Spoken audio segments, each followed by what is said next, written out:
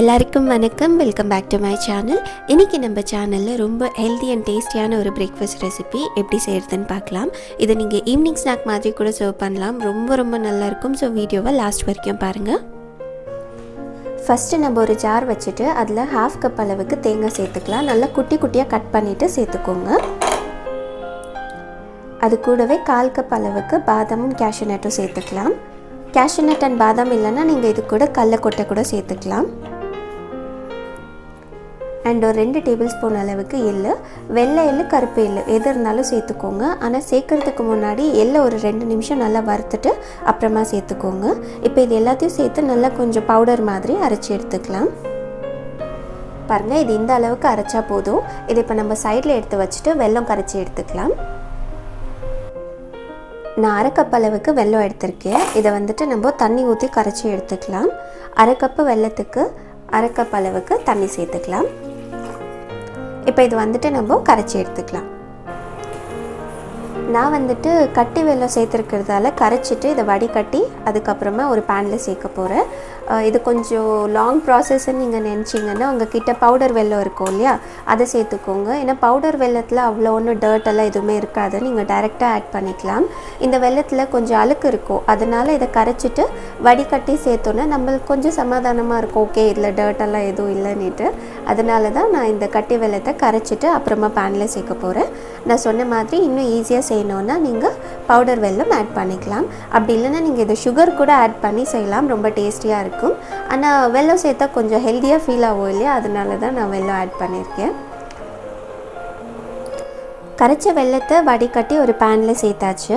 இது இப்போ நல்லா கொதிக்கணும். 1 நிமிஷம் கொதித்ததுக்கப்புறமா நம்ம இதில் அரைச்சி வச்சோம் இல்லையா அந்த coconut and almond cashewnut paste, அதை நம்ம இதில் சேர்த்துக்கலாம்.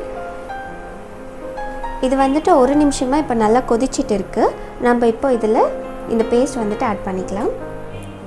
பேஸ்ட் ஆட் பண்ணதுக்கப்புறமா இது நல்லா மிக்ஸ் பண்ணிவிட்டு இது எல்லாம் சேர்ந்து நல்லா திக்காகி வரணும். அது வரைக்கும் நம்ம இதை நல்லா குக் பண்ணி எடுத்துக்கலாம்.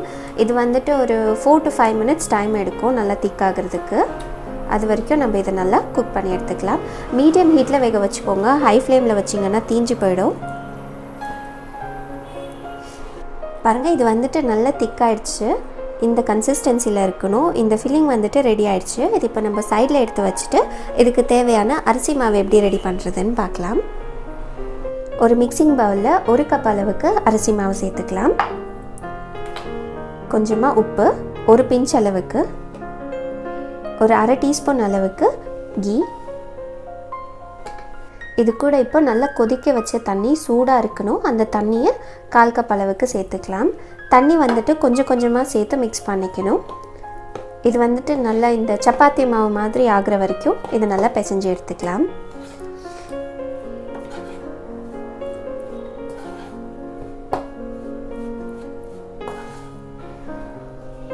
பாருங்கள், அரிசி மாவு இந்த மாதிரி நல்லா சாஃப்டாக பிசைஞ்சு எடுத்துக்கோங்க. இந்த ரெசிபி செய்கிறதுக்கு நான் வாழை இலை எடுத்திருக்கேன். வாழை இலை லைட்டாக ஸ்டவ் மேலே காட்டினீங்கன்னா இந்த மாதிரி சாஃப்ட் ஆகிடும். இந்த ரெசிபிக்கு வாழை இலை இந்த மாதிரி கொஞ்சம் சாஃப்டாக இருந்தால் ஈஸியாக இருக்கும். நம்ம ரெடி பண்ணி வச்சுருக்கோம் இல்லையா அந்த அரிசி மாவை இது மேலே வச்சுட்டு நல்லா சாஃப்டாக இந்த மாதிரி ப்ரெஸ் பண்ணுங்கள். இதை எவ்வளோ மெலிசாக முடியுமோ அவ்வளோ மெலிசாக நம்ம தட்டி எடுத்துக்கலாம்.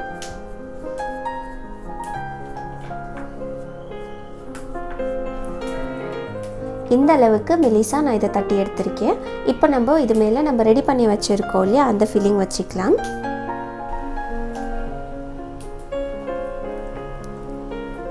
இந்த ஃபில்லிங்கை இது மேலே ஈவனாக இந்த மாதிரி அப்ளை பண்ணிக்கோங்க.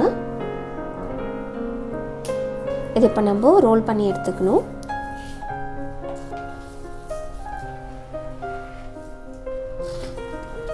நான் காட்டுற மாதிரி இதை ரோல் பண்ணிக்கோங்க.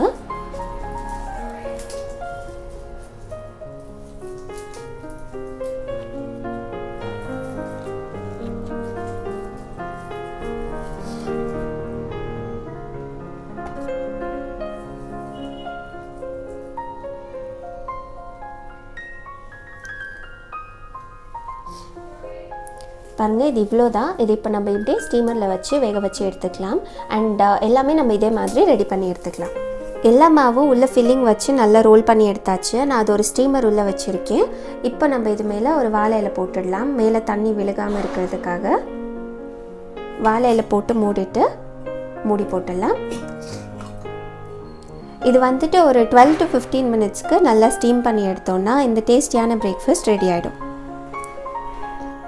15 மினிட்ஸாக இது வந்துட்டு நல்லா ஸ்டீம் ஆகிடுச்சு. இப்போ நம்ம இதை ஓப்பன் பண்ணி பார்க்கலாம். இது வந்துட்டு சூப்பராக வெந்திருக்கும். உங்களுக்கு ஓப்பன் பண்ணி பார்த்தாலே தெரியும். பாருங்கள் எவ்வளோ நல்லா வெந்திருக்கு. சாப்பிட்றதுக்கு கூட அவ்வளோ டேஸ்டியாக இருக்கும். ஸோ கண்டிப்பாக வீட்டில் ட்ரை பண்ணுங்கள். பாருங்கள், ஜஸ்ட் ஒரு 15 மினிட்ஸ்க்குள்ளே ரொம்ப டேஸ்டியான ஒரு ரெசிபி ரெடி ஆகிடுச்சு. உங்ககிட்ட அரிசி மாவு இருந்தால் கண்டிப்பாக இந்த ரெசிபியை வீட்டில் ட்ரை பண்ணுங்கள். டேஸ்ட் அவ்வளோ நல்லாயிருக்கும். இதே மாதிரி நிறைய ரெசிபிஸ் பார்க்கணுன்னு நினச்சிங்கன்னா சேனல் மறக்காமல் சப்ஸ்கிரைப் பண்ணிக்கோங்க. வேறு ஒரு ஈஸியான ரெசிபியோடு பார்க்கலாம். until then take care.